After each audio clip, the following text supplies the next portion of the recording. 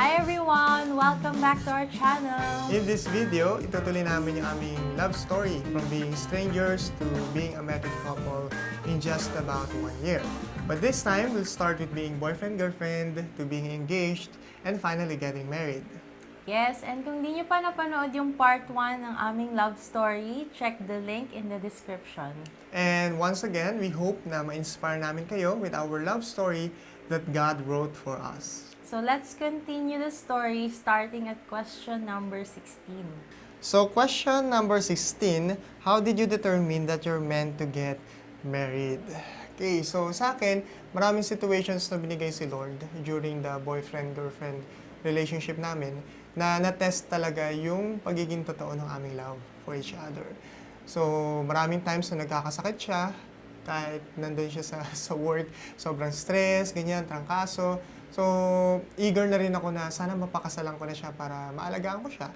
Mas maging okay yung support ko for her. And yun, nagkaroon na rin kami ng mga kutob by that time, especially siya, na baka related sa kanyang past. Na perhaps meron siyang sexual disease na ngayon lang may kita.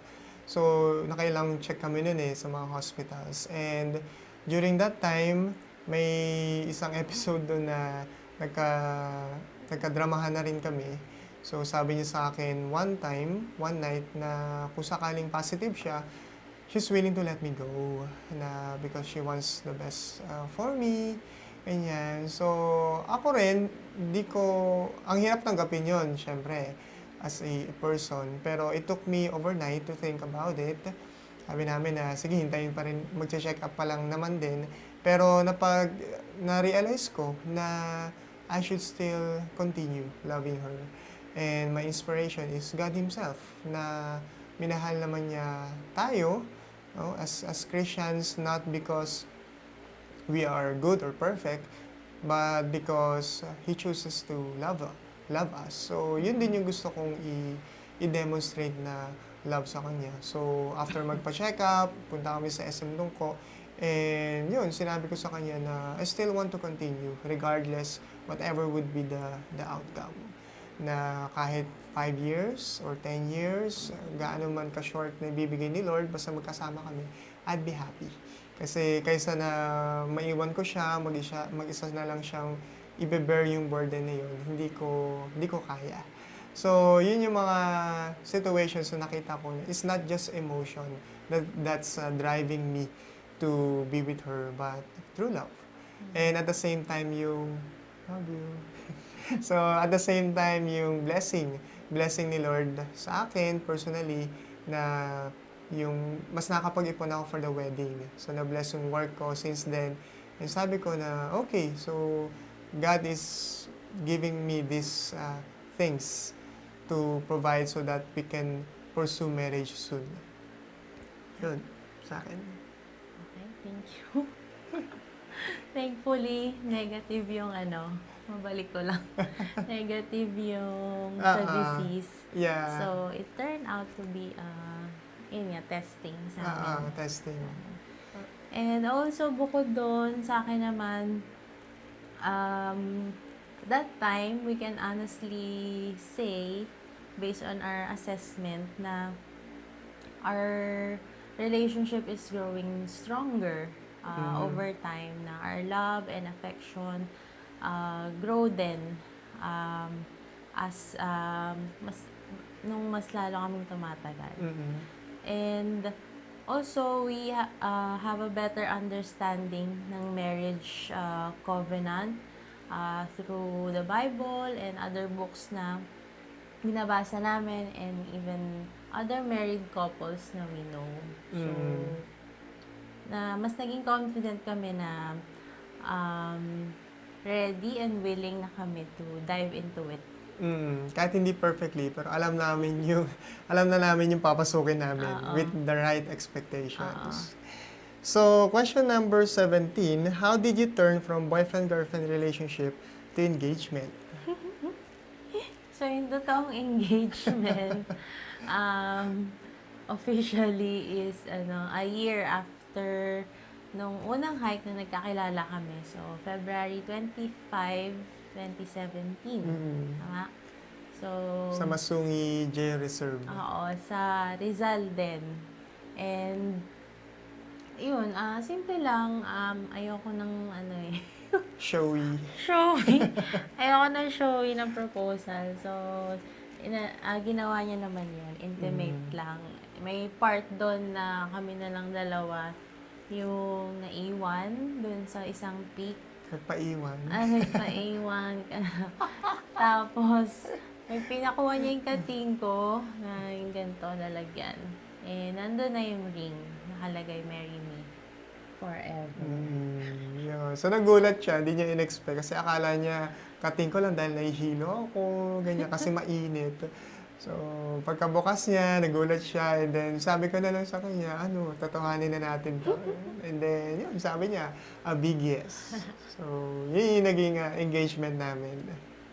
Question number 18. What were your biggest challenges during your engagement? Okay, so, nung babalikan sa akin yung purity namin pareho. Kasi, syempre, mas nagiging closer na and deep yung aming relationship. And excited na kami na mas makasama yung isa't isa in marriage. So, every time na magkasama kami, nandun yung temptation. Mas mahirap. And then, yun, madalas kasi nga lumalabas, inaasikaso namin yung sa legal process ng aming wedding. So, yun, mahirap na mas tiisin yung mas tiisin na maghintay. So, may mga times na we may say na hindi naman kami nagkaroon ng sexual intercourse, pero may mga ilang situations that we could say na we could have done better than compromise yung aming purity. So, yun, sa akin. Sa akin naman, so nung na-engage kami, hindi pa rin masyadong boto yung parents ko sa kanya. And yun, nabibilisan sila and all. So, naging challenge sa akin, sa amin dalawa na to convince them na okay lang kami and we know what we're doing. So, may mga time na nakaka-stress talaga yun. Pero, mas naging opportunity naman to be patient and understanding. Saka mas na-strengthen yung ating desisyon, di ba? Na kahit yung parents na mismo yung hindi boto, hindi. Mahal pa rin namin isa't isa, kahit may iyakan. And siguro, bukod dun sa parents, yung mga ibang tao rin around us, naalala ko yung nagkaroon kami ng pre-marriage counseling ng pastor dun sa dati namin church. Sinabi niya na, sigurado na ba talaga kayo dito? Wala nang balikan to. And then may mga sinasabi ng mga tao na nagtatanong daw na, ano ba yan? Ba't ganyan yung desisyon nila? Tama ba yan? Sigurado ba sila? Kasi nga, bata pa kami during those times. So yung, traditional thinking na baka hindi wise. So, sabi namin na, naintindihan na kasi namin yung tamang expectations for the marriage life. Sabi namin, alam namin hindi madali, but we're willing to still commit to each other. When it comes to provision, sabi ko, may maayos naman ang trabaho to provide for both of us. Pero even that, wala naman guarantee kahit sino Diba? Na my job that time will still be the same job after 5 years or 10 years. Pero sabi namin, but we want to trust God. So yun talaga yung pinanghahawakan namin. Alam namin na hindi magiging madali, but we want to trust God. So, yun yung naging, sabi natin, challenge during that time. And question number 19, what were your greatest joys and benefits during your engagement? Ikaw muna lang. Sa akin, na-enjoy ko talaga yung decision making. So, yun yung planning, kung ano yung mga preference namin, kung ano yung best option for us, na makakamura kami. So, yun, yung pag-iisip and deciding on the best options. And one part of that, mas nakilala natin isa't isa. So, mas nakilala niya yung pagiging awesomeness ko. Somehow, hindi naman super. So, yan, yung pagiging tipid, pagiging, ano ba, creative din. So, nakita namin yun. And at the same time, na-enjoy ko naman din yung providence ni Lord. Provisions niya sa amin during the time na nagpe-prepare kami. So, may mga, aside from the finances, may mga tao na tumulong talaga sa amin. Lalo na yung wedding namin kasi sa church. So, sa dating church namin and then even our friends, thank you so much for that. So, DIY talaga. And na-lessen yung aming wedding cost for that. So, yun. May mga naisip kami na paano mangyayari ito. Pero the Lord has blessed us with good things, good people. And yun na-enjoy namin during our planning session for the wedding. Question number 20. How long did your engagement last? So, Shocking to. Shocking. So, sabi natin, di ba, about 1 year lang. So, initially, dapat ang plano namin ay September 2017. So, it would be 7 months pa na engagement. Pero, ang dami na bago, may mga anak kasi ganyan, tapos yung venue na available, hindi nagustuhan ng parent kasi nakakalula daw, ganyan. So, we had no choice and we had to keep with the budget as well. So, we end up sa church. Sa church, may plano by that time na magkaka-renovation by July, starting July that year. So, sabi na, sige, the day before the planned renovation. So, June 30, yung naging aming day. So, pumayag naman yung mga team namin and then yung iba. So, nangyari, 4 months na lang yung aming naging engagement. So, February 25, February, March, April, May, June. So, 4 months. Yep, and question 21, how did you prepare for your wedding? Yun, so kahit 4 months siya, kaya. Okay? Kayang-kaya siya kahit 4 months. Kasi ginawa namin, we just kept things simple. Mga bagay na hindi naman big deal to be married and for the wedding. Sinantabi namin. So, as much as simple as we could and then nakaya sa budget, and we just kept it organized. So, kinaya siya. 4 months. Tsaka bukod doon, we're very hands-on din sa planning. So, kami nag-plan, kami nag-decide, and yung mga kaya namin gawin, ginawa talaga namin. And we also ask help sa friends namin and church mates. And yun nga, mga DIY and all. So, ayun, mas naging madali for us. Lumabas yung creativities. So, it was fun. Yeah. So, question number 22, how did your wedding go? So, remembering yung mga great moments, napaka-exciting. And nakakaba nung una kasi it's a great transition in life. Pero tuwan-tuwa ako nung nakita ko siyang in a wedding dress. So, yun yung pinaka naging memory ko talaga. Kasi, yun, finally, she's my wife.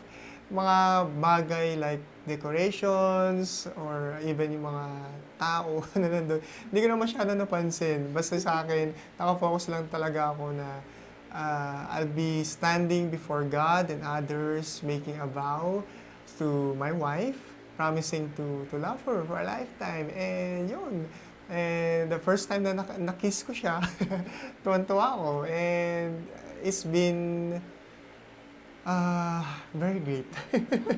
And finally, after that, magkasama na kami. And that's the greatest joy na na-experience ko during the wedding day itself. Ikaw? Ako. Ano na lang, yung pinaka-favorite kong part ng wedding day is yung, yung first dance natin. Ay, oo. Kasi nag-lights off, tapos parang feeling ko kami ng dalawa. Oo, ganun ang ginawa nila doon, no? Oo, na-surprise din kami doon. And, ayun, just enjoying each other doon sa dance na yun. Tsaka meron pa isa, Ano? yung nag-surprise, dance number sila ng mga kuya niya. Hiyang-hiya ako kasi galing niya sumayaw. Ano? Parang cha-cha, di ba? Cha-cha. Ang saya. Tsaka yung mga tao, enjoy din. Kahit sila naman din nag-surprise na kumanta siya, tapos may mga team din na sumayaw. Pero mas panalo yun sa'yo. Galingan niya eh. Oh. So, question number 23. How old were you when you got married? Ako, 25. Ako 23. So, young and in love. And question 24. Are you happy with how the relationship turned from being strangers up to now? So, ako muna sasagot. Natutuwa ako. Yes, very happy. Despite imperfections, syempre hindi perfect. May mga away din kami and not away, disagreements. Okay? Pero kahit hindi perfect, hindi siya fantasized as well. So, it's very genuine and objective and very honest kami sa isa't isa. And of course, yung mga love stories naman, hindi pare-pareho. So, hindi iba-iba yung story ng iba, iba rin yung sa amin. Pero, natutuwa ako dun sa naging process ng relationship namin. Kasi, naging tama yung aming mga motivations sa isa't isa, sa aming relationship. And, nagkaroon kami ng expectation. Tamang expectations sa magiging direction ng aming relationship. Particularly, yung marriage commitment namin. So, yun yung sa akin. Oh, happy ba? Oo. Definitely happy. Since naging clear yung direction namin even from the first date pa lang. Ang harap agad yung pakakasalan nila. So yun, napakalaking element na merong direction kasi yun talaga yung parang naging outline. Ganun. And goal. Ang goal ng aming relationship. So, Yun. And the goal is to determine if you're meant to be together. It turns out that we're married. And yung may sinabi ka pa sa akin dun that time na is something na wala doon sa previous relationships. So, yeah, that's one thing na very important ingredient sa mga relationships for the relationship to work. yeah. And flourish. Yeah, and flourish. Question number 25. For the sake of emphasis, what again are the one or two most important advice to those in boyfriend-girlfriend relationship? What would it be? Okay, so sa akin, while enjoying the relationship, keep the objective of marriage. Kasi nakaka-enjoy talaga yun. Ligawan, hindi nyo pa alam kung magiging kayo. So, nakaka-enjoy na finally, you love each other, you affirm that, pero hindi pa yun yung end ng relationship nyo. Hindi pa yun yung pinaka-success na i-enjoy nyo. So, pursue marriage, save money for it, and then goal it, plan it, lalo na dun sa guys. Sa akin naman, practice resolving conflicts properly.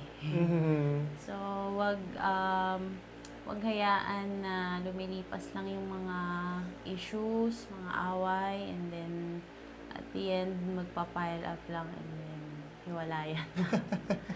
So, yun. And you'll have a lot of conflict all throughout your relationship. So, better to manage it properly. Practice na rin yun for marriage. Yeah. Diba? Kasi yung iba, may mga times na kapag nag-away, mangyayari, ay sige, kalimutan na lang yan. Hanggang sa magkakabalikan na lang kasi namimiss na isa't isa without really addressing the issue. So, yeah. And question 26, if you'll give one or two most important advice para naman doon sa mga engaged. Sa akin, if possible, keep the engagement short as possible. And yun nga, sabi nga namin kanina, nandun kasi yung struggle, yung challenge of resisting temptation, kasi nga masyado na kayong close.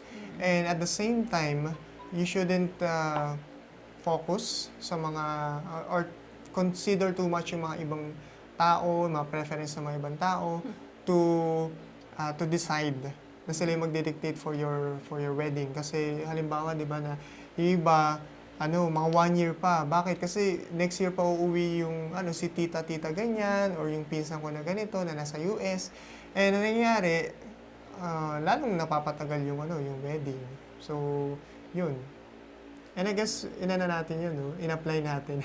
Na kahit the next year pa, maraming mga important naman din ng mga tao. Pero, it's our wedding. So, yun. Kami pa rin nasunod. Oo.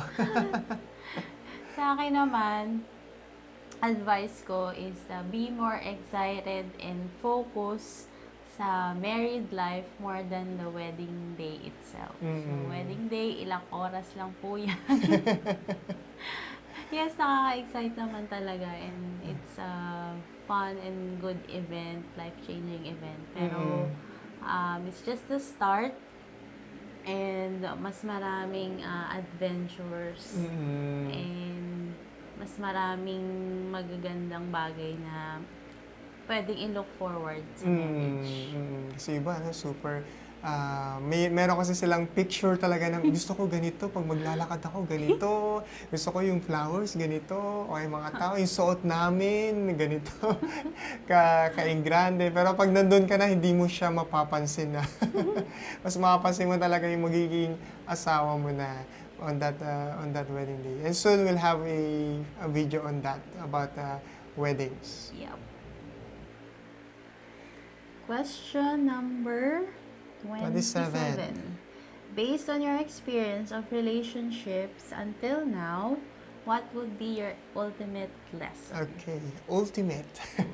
So aside from being intentional, sa akin, God must be the center of it all. Si Lord talaga yung dapat na sentro, si Lord yung pagkakatiwalaan mo, si Lord yung susundin mo, pinaka-standard mo doon sa relationship. Kasi kung siya talaga yung standard mo sa relationship, magiging okay yung guidance, alam mo kung ano yung tama at mali dun sa relationship. And at the same time, you trust Him in everything. Sa relationship mo, sa relationship, kung ito ba ay magiging okay or not, you trust Him, and even with the other person. And it's from start to until how it goes. Kasi, halimbawa, sa panliligaw, hindi mo naman masasabi yung heart ng tao. So, you have to trust God na kung will niya yun, kung kalooban niya yung relationship, siya ang bahala mag-bless nun. You just do your part na pagsunod at pagtiwala sa Kanya. Yep.